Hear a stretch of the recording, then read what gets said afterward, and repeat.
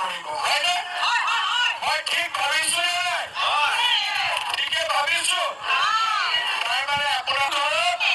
এটাও চাকৰি নাই হয়নে নহয় মই ঠিকে কৈছো নে কিছুমান ঘৰত দুটা তিনিটা পালে কিছুমান ঘৰত এটাও চাকৰি নাই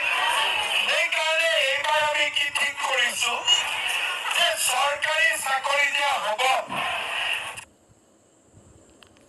তাৰ ঘৰত এটাও চাকৰি নাই তাক আমি 10 নম্বৰ এক্সট্ৰা দিম যাতে সকলো ঘৰতে চাকৰি হ'ব পাৰে তেনেকে আমি পুলিচত দৌৰিছো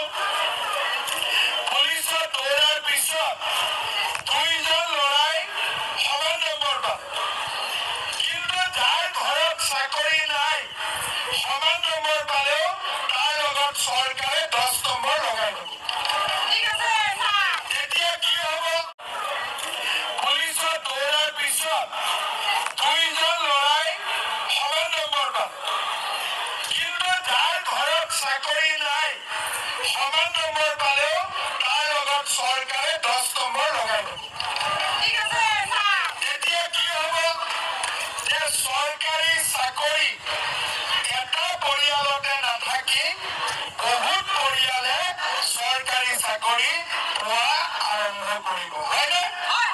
মই ঠিক ভাবিছো নে নাই ঠিকে ভাবিছো তাৰমানে আপোনাৰ ঘৰত এটাও চাকৰি নাই হয়নে নহয় মই ঠিকে কৈছো নে কিছুমান ঘৰত দুটা তিনিটা পালে কিছুমান ঘৰত এটাও চাকৰি নাই সেইকাৰণে এইবাৰ আমি কি ঠিক কৰিছো যে চৰকাৰী চাকৰি দিয়া হ'ব